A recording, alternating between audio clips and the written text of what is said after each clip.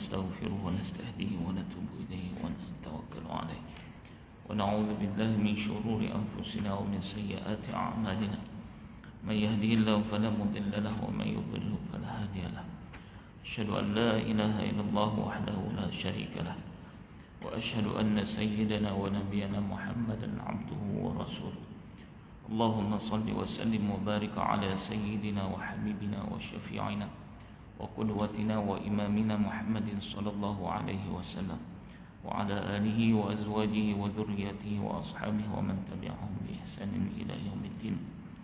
Amma ba'd. Alhamdulillah, bersyukur kita kehadrat Allah Subhanahu wa taala. Segala puji bagi Allah taala yang selayak baginya. Dan kita menjadi hamba-hambanya, mudah-mudahan Allah Subhanahu wa taala terus melimpahkan kita kurniaannya, taufik dan hidayah untuk kita terus menjadi hamba Allah taala yang budiman, yang beriman, yang bertakwa di sisi Allah Subhanahu wa taala. Amin ya rabbal alamin. Baik, insyaallah pada hari ini kita menyambung surah An-Nazi'at. Surah An-Nazi'at pada muka surat 583 insyaallah. Kalau tuan-tuan mempunyai mushaf Al-Quran dalam handphone masing-masing, boleh buka sama insyaallah. Mudah-mudahan kita dapat barakah daripada majlis ilmu kita pada kuliah zuhur ini insyaallah. Baik, kita bacakan dulu daripada surah An-Nazi'at, daripada ayat 1 sehingga ayat yang ke-11 insyaallah. Ayat yang ke-11. Baik, boleh sama-sama kita baca. Ayatnya pendek-pendek saja, insyaallah boleh ikut sama. A'udzu billahi minasy syaithanir rajim. Bismillahirrahmanirrahim. وَالنَّازِعَاتِ غَرْقًا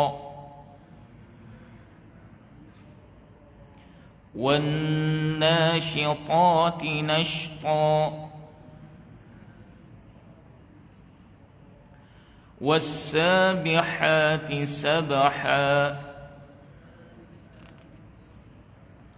فَالسَّابِقَاتِ سَبْقًا فَالْمُدَبِّرَاتِ أَمْرًا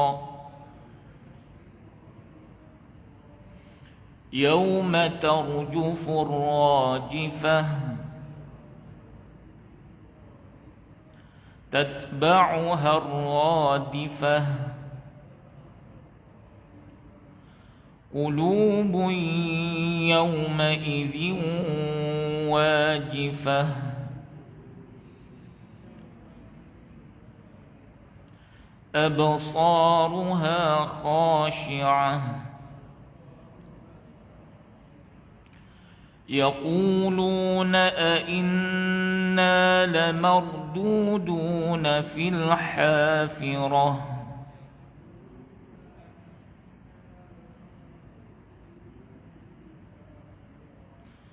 أئذا كنا عظاما نخرة.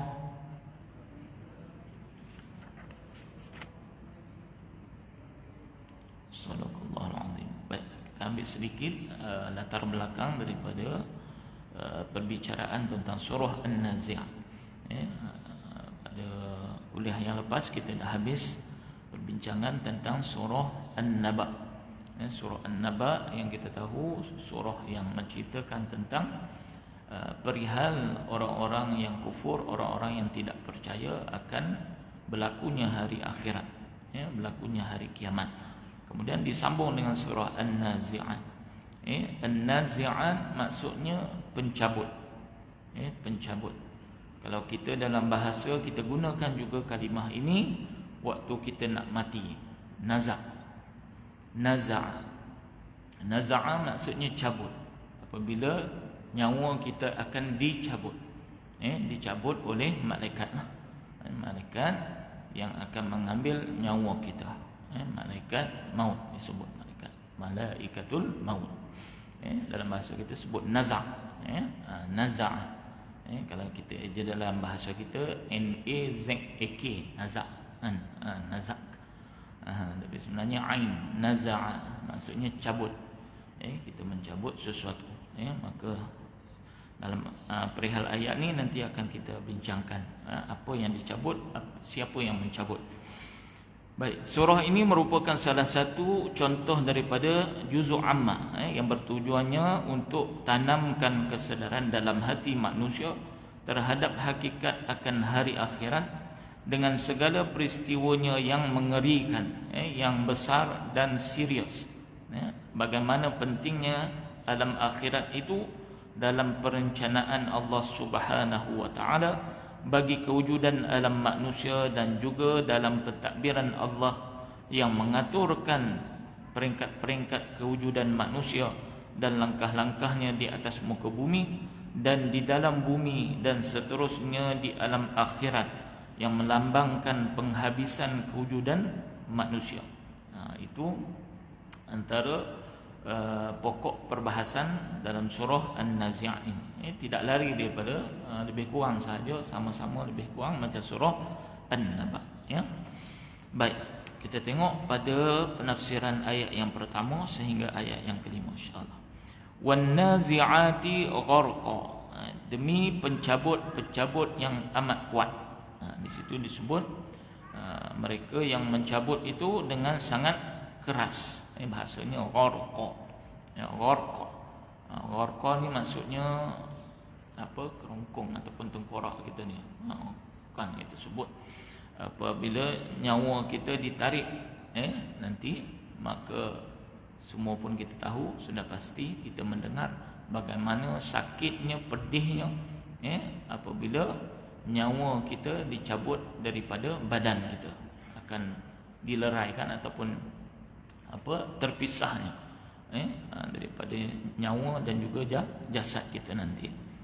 Bagaimana Nabi SAW sendiri apabila dicabut nyawa baginda, maka sangat sakit, dia punya kesakitan dia itu. Itu yang kita ketahui. Baik, surah ini bersambung ceritanya dengan sebelumnya, iaitu surah An-Naba. Surah An-Naba itu diakhiri dengan cerita tentang hari kiamat, dan surah An-Nazi'at ini pula terus dimulakan dengan penceritaan hari kiamat, ataupun peristiwa bagaimana hari kiamat itu nanti, apakah peristiwa-peristiwanya. Baik, dalam ayat 1 hingga ayat yang ke-10 ini juga mengajar kita akan adab-adab dalam berdakwah.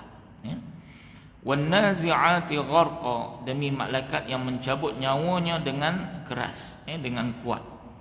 Ayat ini dimulakan dengan sumpah Allah Ta'ala, bersumpah dengan An-Nazi'at yang bermaksud malaikat yang mencabut. Allah Ta'ala tidak sebutkan secara tepat apakah yang malaikat itu cabut. Jadi perlukan penafsiran tentang perkara ini. Allah juga tidak menyebut dengan terang bahawa yang dimaksudkan adalah malaikat. Allah Ta'ala tak sebut. Kalau kita baca tafsiran dalam kita punya bahasa Melayu tu, disebut makhluk. Apa makhluk yang mencabut dengan sekuat-kuatnya itu. Baik, ini sebahagian pendapat ahli tafsir ataupun kita sebut mufassirin. Maksud An-Nazi'at pendapat majoriti. Kebanyakan ulama tafsir itu mengatakan mencabut, menarik dengan keras itu adalah malaikat. Ini adalah pandangan majoriti mufassirin. Yang ditarik itu adalah roh manusia yang telah sampai ajalnya, dan roh yang dimaksudkan adalah roh manusia yang ingkar semasa hidupnya di atas muka bumi Allah Ta'ala. Sebab itu ditarik dengan sekeras-kerasnya, dengan sekuat-kuatnya. Oleh itu, jikalau penafsiran ini diterima, maka ayat ini bermaksud Allah Subhanahu wa Ta'ala bersumpah dengan malaikat yang menarik roh manusia yang jahat dengan kuat. Cara menarik roh itu keluar adalah malaikat itu masuk ke dalam tubuh manusia dan menarik roh itu keluar. Ini adalah kerana kalimah gharqa, kata dasarnya daripada gharaqa yang bermaksud tenggelam. Kalau kita baca dalam surah Al-Baqarah contohnya, kan, cerita berkaitan dengan bagaimana Fir'aun dan juga kuncu-kuncunya, pengikut-pengikutnya telah ditenggelamkan dalam laut, dalam laut merah sebut gitu kan. Gharaqna, gharaqa maksudnya yang tenggelam, ya. Maka apabila kita baca pun kalimah gharqa, dia pun payah kita sebut kan. Itu menyebutkan bahawa sakitnya ataupun periknya apabila kita nak mati itu nanti. Selain dari itu, kita sampaikan juga pandangan yang lain mengatakan bahawa yang dimaksudkan dengan an-nazi'at itu adalah bintang-bintang. Bintang-bintang, bintang-bintang yang di atas langit. Maksudnya bintang yang dicabut jatuh daripada langit, iaitu komet-komet yang dilihat oleh orang Arab pada zaman mereka. Ada juga pandangan mengatakan yang menarik itu adalah angin yang kuat, yang boleh mencabut pokok-pokok dan juga binaan seperti bangunan. Boleh jadi juga. Kalau bahasa kita puting beliung, begitu kan, angin yang kuat, tornado, apa lagi? Apa-apa sajalah yang boleh mencabut, yang boleh membinasakan. Angin kuat itu bolehlah kita bayangkan seperti mana taufan contohnya. Ini kerana dalam ayat yang lain disebut mursalat. Mursalat sebagai angin. Sama ada huruf alif ta yang di hujungnya, kerana alif ta itu adalah menunjukkan kepada dalam bahasa Arab disebut muthanna ataupun perempuan ataupun feminin, ya. Alif ta di belakangnya tu kan. Dan ini sebagai berjantina perempuan pula. Mana boleh kita mendakwa bahawa malaikat itu adalah makhluk yang berjantina, tak boleh. Itu adalah salah dan tidak benar di sisi syarak kita. Orang Arab tapi mengatakan malaikat itu adalah anak perempuan Allah. Mereka mendakwa bahawa malaikat itu adalah anak perempuan kepada Allah Subhanahu Wa Taala. Itu adalah dakwaan yang salah. Tambahan pula dalam hadis ada juga disebut roh ditarik daripada kaki dan tidak disebut malaikat maut itu masuk ke dalam tubuh manusia untuk mematikannya. Jadi ada beberapa pandangan di sini, wallahu taala a'lam. Itu dikemukakan beberapa pandangan ahli tafsir. Begitulah keindahan bahasa yang digunakan oleh Al-Quranul Karim yang boleh memberikan beberapa maksud. Yang kalau kita baca mungkin sekali ini maksudnya, mungkin kita dah kaji, kita baca beberapa kali, banyak kali, maka dia memberikan maksud-maksud yang tertentu. Itulah nak kata mukjizat Al-Quran Karim. Baik. Menurut satu pandangan, demi malaikat pencabut nyawa yang amat kuat, malaikat yang bergerak cergas. Makhluk-makhluk itu adalah malaikat yang bergerak laju di alam yang tinggi, malaikat yang amat pantas menjunjung perintah, malaikat pentadbir yang melaksanakan perintah yang diserahkan kepadanya. Kita tahu bahawa malaikat itu la ya'sunallaha amarahum. Mereka itu tidak bermaksiat ataupun mereka itu tidak menghindari ataupun menjauhkan daripada tugas-tugas apa yang telah diperintahkan oleh Allah SWT. Mereka tidak mengkhianati apa yang Allah Ta'ala perintahkan, maka para malaikat ni akan terus melaksanakan arahan tersebut. Wa yaf'aluna ma yu'marun. Disebut dalam ayat berkaitan dengan ya ayyuhallazina amanu qu anfusakum wa ahlikum nara wa quduhan nas wal hijarah 'alaiha malaikatun ghiladun shidad la ya'sunallaha ma amarahum wa yaf'aluna ma yu'marun. Wahai orang beriman, adalah kamu memelihara ahli keluarga kamu, diri kamu dan ahli keluarga daripada api neraka jahanam, api neraka.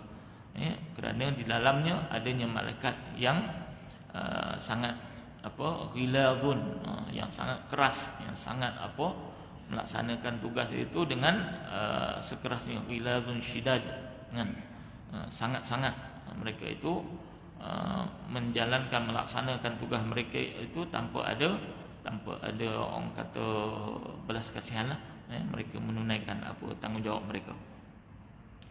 Menurut satu pandangan yang lain pula, iaitulah sifat bintang-bintang yang meluncur di tempat peredaran masing-masing, yang beredar laju dan bergerak cergas, daripada satu kedudukan kepada satu kedudukan yang lain, yang terapung-apung dan tergantung-gantung di angkasa Allah Subhanahu wa taala.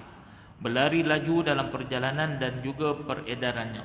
Itu kalau kita baca surah Yasin pun ada kan, disebut wasyamsu tajri li mustaqarril laha dzalika taqdirul azizil alim, kan. Matahari itu dia mengelilingi, dia punya orbit dia, dia ada dia punya lingkaran dia, yang sentiasa tidak keluar daripada orbit atau lingkarannya tersebut, kan. Itu semua kekuasaan Allah Subhanahu wa taala. Dan menatijahkan ataupun menghasilkan pergerakan alam yang diserahkan Allah Ta'ala kepadanya, iaitulah segala urusan yang memberi kesan kepada kehidupan bumi dan juga penghuninya. Begitulah Allah Ta'ala terus mentadbir urus bumi dan juga semua alam semesta ini dengan sebaiknya. Diurus itu makhluk-makhluknya yang tadi itu berada pada fungsi mereka yang tersendiri. Satu pandangan lagi mengatakan kalimah an-nazi'an, an-nasyitat, as-sabihat, as-sabiqat, iaitulah bintang-bintang. Yang dimaksudkan dengan dalam ayat ayat 1, ayat 2, was-sabihat, fas-sabiqat itu, sehingga ayat yang keempat itu adalah merujuk kepada bintang-bintang. Adapun kalimah al-mudabbirat, iaitulah sifat bagi malaikat, mudabbirat, mereka yang pentadbir, fal mudabbirati amra. Ada pula pandangan yang mengatakan an-nazi'at, an-nasyitat, as-sabihat adalah bintang-bintang, sedangkan as-sabiqat dan juga al-mudabbirat adalah sifat bagi malaikat, itu beberapa pandangan. Biar apapun pengertiannya, namun ungkapan yang sedemikian boleh membawa kepada goncangan perasaan kita dan mencemaskan hati kita semua, membuat kita tertunggu bahawa sesuatu yang amat dahsyat pasti akan berlaku. Nak tunjuknya bahawa apa juga maksud yang diberikan pandangan tersebut, itu semua membawa kepada benda yang amat dahsyat, amat mencemaskan hati kita manusia. Kerana itu ungkapan ini memberi sumbangan yang kuat dalam menyediakan hati manusia bagi menghadapi gempa bumi dan langit, dan akhirnya menghadapi malapetaka hari kiamat yang agung yang menakutkan itu. Kita pastilah baca je berkaitan dengan hari kiamat, Allahu Akbar, kan. Baca surah Al-Fatihah, Maliki Yaumiddin, yang menguasai, yang memiliki hari pembalasan. Hari pembalasan tu merujuk pada hari kiamat lah, yang kita semua akan dihisab pada hari kiamat nanti. Sesuai dengan kewujudan perasaan ini, maka kami memilih untuk meninggalkan ayat-ayat ini begitu sahaja, tanpa menambahkan apa-apa huraian dan juga penjelasan yang lebih daripada itu, supaya kita dapat hidup di bawah bayangan Al-Quran dengan ayat-ayatnya yang penuh dengan ilham dan juga saranan-saranan secara bersahaja. Kerana kesan yang menggoncangkan dan menyedarkan hati itu sendiri merupakan satu matlamat yang ditujukan oleh Al-Quran dengan menggunakan berbagai-bagai platform atau menggunakan berbagai-bagai kaedah. Dan ayat Al-Quran ni kalau kita baca, dia boleh memberikan kita kesan, kesan gerun, takut, cemas, suka, kan. Dia bentuk peringatan, nadhir, dia bentuk busyra, berita yang menggembirakan dan sebagainya lah. Itu tujuan Al-Quran itu diturunkan. Di samping itu juga kami ingin mengikut teladan yang telah ditunjukkan oleh Sayyidina Umar Al-Khattab radhiyallahu anhu, ketika mana beliau membaca surah Abasa wa Tawalla, dan apabila beliau sampai kepada ayat fakihatan wa abba, maka beliau berkata, kita telah mengetahui makna fakihah yang bermaksud buah-buahan, tetapi apa pula makna abba, fakihatan wa abba? Kemudian beliau membetulkan semula dirinya dengan katanya, demi usiamu wahai anak Al-Khattab, pertanyaan ini memberat-beratkan diri sendiri sahaja. Apakah salahnya jika engkau tidak mengerti makna sepatah kata dalam kitab Allah SWT? Itu apa nak katanya, kadang-kadang apa yang kita faham itu mungkin tak sampai. Okay? Ada surah-surah yang kadang kita baca macam tak masuk kan, tak boleh masuk. Ada yang kadang-kadang ayat yang senang kita nak baca fahami. Itu disebut sebagai ayat muhkamat, ayat yang terang jelas. Adapun ayat yang mutasyabihat, ini ayat yang sama-sama, yang kita pun tak tahu betul ke macam ni, betul ke begitu kan. Beberapa andaian mungkin akan mengiringi ataupun akan menguasai kita punya pemikiran kita. Itu sebab kadang-kadang ada ayat-ayat yang berbentuk begitu, ya. Sehingga kan begitu juga para sahabat Nabi radhiyallahu anhum ajma'in, ya. Contohnya seperti Sayyidina Umar ni. Dalam satu riwayat yang lain pula, Sayyidina Umar berkata, semua itu kita sudah tahu, tetapi apakah makna arti abba? Kemudian beliau mematahkan tongkat di tangannya kerana marahkan dirinya sendiri dan berkata, ini demi Allah Ta'ala satu pertanyaan yang memberat-beratkan diri sahaja. Apakah salahnya anak kepada ibu Umar jika awak tidak tahu apakah makna abba? Kemudian beliau berkata lagi, ikutilah maksud-maksud yang nyata daripada ayat-ayat kitab suci ini dan tinggalkanlah maksudnya yang tidak nyata. Contoh kita baca alif lam mim, Toha, Yasin kan, Kaf ha ya ain sad. Kan kita pun tak tahu apa maksud dia tu kan. Mungkin ada setengah ahli-ahli ulama tafsir dia ni, tapi apa yang lebih pentingnya yang diturunkan itu sebagai satu untuk menarik perhatian pendengar itu. Pelik bunyinya tu kan, alif lam ra. Apa bunyi kan? Tak ada. Kalau orang Arab sendiri pun pelik bunyi kan. Dia bukan bentuk kalimah, dia bentuk huruf kan. Inilah kata-kata yang lahir daripada adab sopan terhadap kalimat-kalimat firman Allah Ta'ala yang agung, iaitulah adab sopan seorang hamba di depan kalimat-kalimat kalamullah. Itu nak menunjukkan kehebatan kalam Allah Subhanahu Wa Ta'ala ni. Kadang-kadang mengekalkan kalimat itu tanpa huraian merupakan satu matlamat yang menyampaikan maksudnya dengan sendirinya. Baik. Kemudian kita masuk pada yauma tarjufur rajifah pada ayat yang ke-6. Kata-kata pembukaan itu diungkapkan dalam bentuk sumpah, ya, untuk menjelaskan hakikat yang digambarkan oleh ayat-ayat berikut. Disebut kalau dalam bahasa Arab qasam. Banyaklah. Contoh apa lagi ya? Surah yang selalu kita baca, wal asri. Allah Ta'ala bersumpah demi masa. Dan wal asri innal insana lafi khusrin. Biasanya kalau dalam kehidupan pun kita gunakan sumpah ni bila tuan-tuan? Bila tuan-tuan? Kita biasanya guna sumpah ni untuk kita nak tegaskan ucapan kita kan, supaya orang yang mendengar itu percaya. Kan? Betul lah, aku mana curi. Contohnya lah, aku tak ambil pun kau punya duit. Contoh, aku tak ambil barang kau kan. Wallahi kan, kita sumpah. Ataupun nak menunjukkan kita marah, boleh jadi juga kan. Kita bersumpah macam ni gini, sumpah seranah kita panggil kan. Dalam bahasa kita sumpah seranah. Yang kita nyumpah orang tu kan, sebab kita marah, dalam keadaan kita marah. Begitu juga Al-Quran, Allah Subhanahu Wa Ta'ala datangkan dalam bentuk-bentuk qasam, ya, untuk nak menunjukkan benda itu penting. Wal asri, demi masa. Dan sesungguhnya innal insana lafi khusrin, manusia itu dalam kerugian. Nak tunjuk masa ni sangat penting lah kan. Ataupun yang keduanya, kegunaannya sebab Allah Ta'ala guna juga dalam konteks Al-Quran untuk menunjukkan kemarahan, kemurkaan Allah Subhanahu Wa Ta'ala. Digunakan juga qasam ni, sumpah ni. Itu kegunaannya di dalam Al-Quran dan juga dalam kehidupan kita. Maka pada hari bergegarnya gempa bumi, yauma tarjufur rajifah, pada hari bergegarnya gempa bumi, tatba'uha ar-radifah, yang diiringi dengan gegaran langit. Ar-rajifah datang dengan makna bumi, bersandarkan kepada ayat yauma tarjuful ardu wal jibal, pada hari bumi dan gunung ganang itu bergegar, dalam surah Al-Muzammil.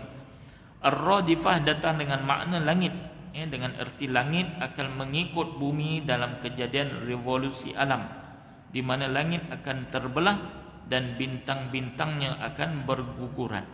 Begitu juga kata ar-rajifah, datang dengan makna tempikan pertama, yang akan menggegarkan bumi, gunung ganang dan seluruh makhluk yang hidup, dan akan mematikan penghuni-penghuni langit dan bumi kecuali mereka yang dikehendaki oleh Allah Subhanahu wa taala.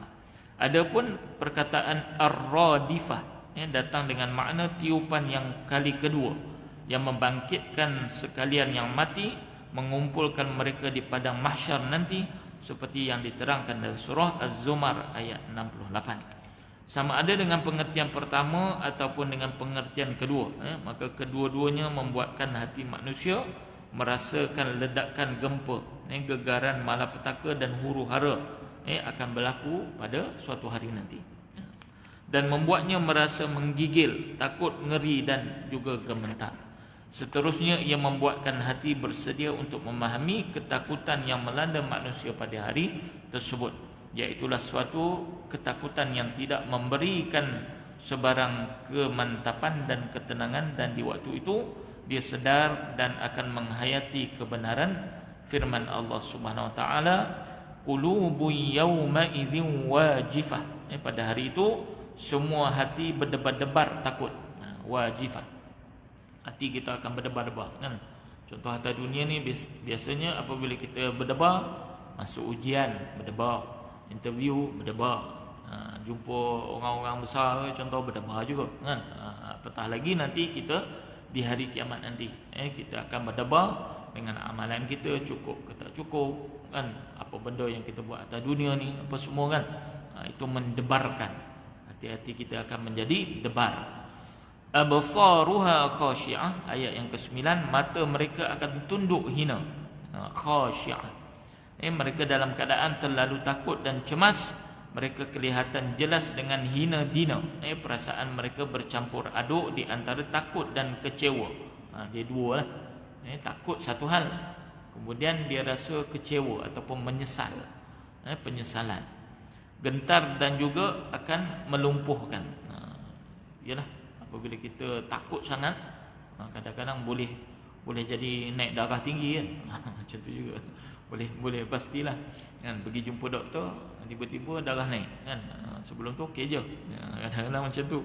Inilah yang berlaku pada hari yang amat dahsyat, di mana gempa bumi bergegaran dan diiringi dengan gegaran langit.